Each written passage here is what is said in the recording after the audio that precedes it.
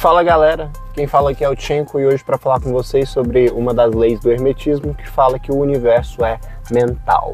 Eu não vou focar numa parte esotérica, numa parte mística, numa parte que leva a uma interpretação metafísica. Eu vou focar com vocês, na verdade, em algo mais mental. Pois bem, para começar, para a gente poder desenvolver esse assunto, eu tenho que trazer dois filósofos que são muito importantes para esse pensamento, que é David Hume e Kant. Para começar por David Hume, ele diz que a gente tende a acreditar que uma coisa vai se repetir só pelo fato dela já ter acontecido de determinada maneira. Exemplo, nós vemos o sol nascer todos os dias, ou melhor, todos os dias até hoje nós vimos o sol nascer, e por isso nós acreditamos que ele nascerá amanhã. Não porque muitos tenham o conhecimento de que estamos rodando ao redor do próprio eixo no planeta e tal, mas porque se foi assim ontem, vai ser assim hoje. E isso acontece para muitas coisas. Exemplo, se você teve um resultado X fazendo alguma coisa, você vai acreditar que fazendo essa mesma coisa, você obterá novamente o resultado X. O problema vem porque nem sempre a gente sabe as causas que levam à repetição. Até porque não existe repetição no nosso universo. As leis podem se aplicar para eventos que aparentam repetir, mas todo evento é único, no sentido de que ele está acontecendo de uma forma diferente, em um local diferente, uma posição temporal e espacial diferente. De outro modo, o que eu quero dizer para vocês é que a gente acredita que as coisas vão se repetir, porque temos alguns padrões, só que esses padrões nem sempre são determinados por causas realmente objetivas. Às vezes a gente acha que algo vai se repetir simplesmente porque se acostumou com algo de determinada maneira. É como você conviver com uma pessoa, ela tem um determinado comportamento que se mostra dentro de um padrão e um dia ela quebrar esse padrão. Bem, não é um problema a pessoa quebrar um padrão. O problema é você construir que a pessoa tem que se comportar de uma maneira específica. E os objetos também. E a física também. A partir disso, nós vamos para Kant. Kant vai falar que David Hume, que é o cara que elaborou o que eu falei antes para vocês, ele vai falar que David Hume acordou ele de um sono dogmático. Vamos pegar essa palavra, essa expressão sono dogmático. Sono é sono mesmo, sono de dormir. Ele estava dormindo. E o que é dogmático? Vem de dogma. Dogmas são verdades de fé dentro do pensamento cristão. Ou seja, você não explica com a razão, você explica com a crença naquela parada. Ou seja, na fé. Exemplo de dogma é Deus ser três e ser um ao mesmo tempo. Isso é contra a lógica, porque 1 é igual a 1, 3 é igual a 3, 1 não é igual a 3. Bem, para ser bem básico aqui e bem elementar. O ponto é, dogma são pensamentos que nós temos que não se estruturam a partir da razão, e sim de algum tipo de lapso, algum tipo de salto lógico, de salto racional. Então, David Hume acordou Kant de seus dogmas. E quais eram seus dogmas? De que nós poderíamos compreender os objetos como eles são, poderíamos compreender a natureza, poderíamos compreender tudo aquilo que existe como realmente é, o que é uma coisa absurda para Kant. Porque Kant vai notar que o nosso mundo, ele existe a parte de nós. Boa parte dele existe a parte de nós. Não existia na época de Kant, mas hoje eu posso pegar o exemplo do 5G. Seu corpo não sente o 5G, mas ele existe. E ele existe de uma certa maneira a parte de nossos sentidos. De uma maneira que nossos sentidos não podem captá-lo. Kant falou disso lá atrás. Kant falou o seguinte: teus sentidos são limitados, meu brother. Então você não vai conseguir captar tudo aquilo que existe.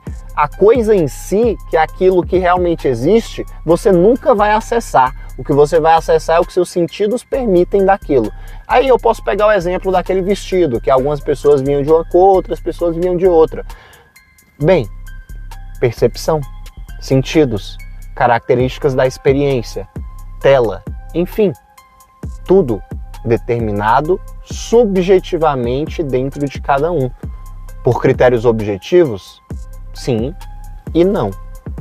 O ponto é, já que nós não podemos determinar de uma certa maneira as causas de alguma coisa, nós tendemos a acreditar que essas causas sempre levarão aos mesmos efeitos. E Kant acordou desse sono dogmático percebendo que os sentidos limitam a experiência. A experiência não é tão pura quanto a gente acredita. Pura no sentido de conter os objetos. Você mesmo ou mesma está vendo esse vídeo e o que tu está captando do que está sendo dito depende muito dos teus recursos visuais, tanto do aparelho que você está usando, o celular, o computador, a TV, quanto teus olhos, o teu sistema nervoso relacionado à criação de imagens, etc. Tu tá entendendo o quão subjetivo fica? Porque cada pessoa vai compreender o mundo de uma forma. E se cada pessoa compreende o mundo de uma forma, a objetividade da experiência em conjunto se perde. Porque se a gente olhar para nós humanos, veremos que, diferente de, por exemplo, um cardume de peixes ou peixezinho cardume, a gente não se organiza de uma forma natural, a gente precisa de um estado artificial que faça isso. Por exemplo, você não conseguiria fazer com que todo mundo que dirige atingisse seus objetivos dirigindo sem que houvesse uma regulamentação de por onde dirigir, do que não dirigir, de como dirigir, enfim, as regras de trânsito, as pistas, etc. Então nós precisamos ter uma regulamentação geral sobre o que é o humano, no que tange ao racional, que é o estado artificial. Esse estado vai manter ali a liga do ser humano, vai aquele negócio que vai colar, vai pegar tudo aquilo que existe de pensamento diferente e vai meio que encaixar em um padrão. E aí nós temos a sociedade. E agora começa o nosso problema. Porque a sociedade vai vir para você através de padrões. Então você que acabou de nascer não vai ter uma experiência pura daquilo que você está lidando. Você vai ter um filtro da sociedade. E esse filtro social vai fazer com que a sua percepção de tudo seja voltada para os interesses dessa sociedade. Se você tivesse nascido em Atenas na época de Sócrates, o que tu aprenderia socialmente como bom ou mal, válido, inválido, virtuoso ou não virtuoso, seria determinado pelos critérios da época, pelos critérios do poder, pelos critérios políticos. Então até os critérios morais viriam dos critérios políticos, embora os critérios políticos também venham dos critérios morais. Tu tá entendendo? Essa pessoa que nasceu vai pegar os padrões sociais e vai criar seu mundo a partir deles. Ela não vai criar o mundo a partir daquilo que o mundo é, mas a partir daquilo que a sociedade fala que o mundo é. Então toda a percepção de realidade dessa pessoa vai ser limitada ao que o Estado deseja que essa pessoa faça. Pois bem, a partir daqui vamos agora para a parte do universo mental. O universo de todo mundo que pensa, de todo mundo que interage com o mundo e pensa, porque você não está interagindo com o mundo, já falamos disso. Você está interagindo com aquilo que você consegue interagir do mundo através de seus sentidos limitados. Então, o mundo que você vê, o mundo que você está criando aí, é o mundo que você cria na tua cabeça. E esse mundo não é igual de ninguém. Então, esse universo que você cria e você acredita que é a realidade é mental. E a partir do momento que ele é mental, você pode perceber as limitações dele e você pode expandir a tua capacidade mental, a tua capacidade do teu universo. Olha esse momento. Eu tô te passando um conhecimento milenar, em 2025, na era de Aquário, quase que nem um profeta do Novo Eon.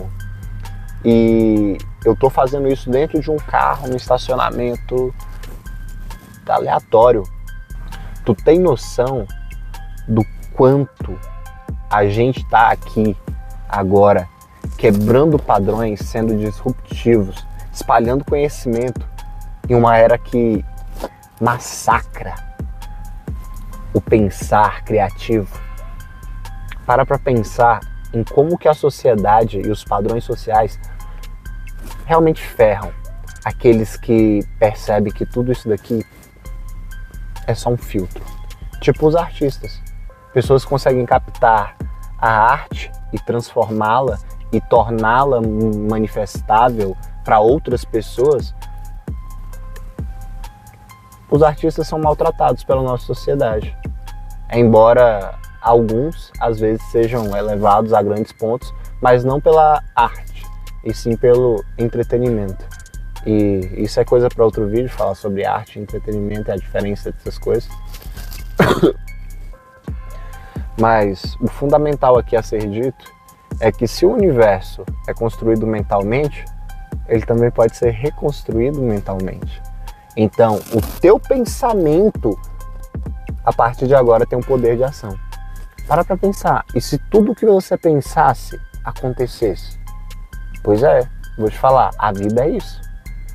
A vida é exatamente o que você acha que ela é, através daqueles padrões que a gente falou, que Hume lá atrás tinha questionado. Se você começar a questionar os padrões da tua vida, tu vai conseguir encontrar as incoerências e ver como fazer uma vida melhor. E isso começa assumindo que, existem muitos dogmas, existem muitas coisas que a gente acredita ser verdade só por conveniência. E tá na hora de abrir mão disso. É a era de Aquário, sacou? É a era do conhecimento, é a era da difusão do pensamento. Se essa mensagem pode chegar até você, você tem uma obrigação moral de fazê-la chegar até outras pessoas. Então compartilha esse negócio. Curte essa parada. Se tu não curtir, não vou nem falar o que vai acontecer. Porque tu vai curtir, né? E bem, muda teu pensamento, sacou? Muda teu pensamento em relação àquilo que tá te afligindo, àquilo que te dói. Reconstrói a tua realidade aqui, que ela se reconstrói na prática. Valeu!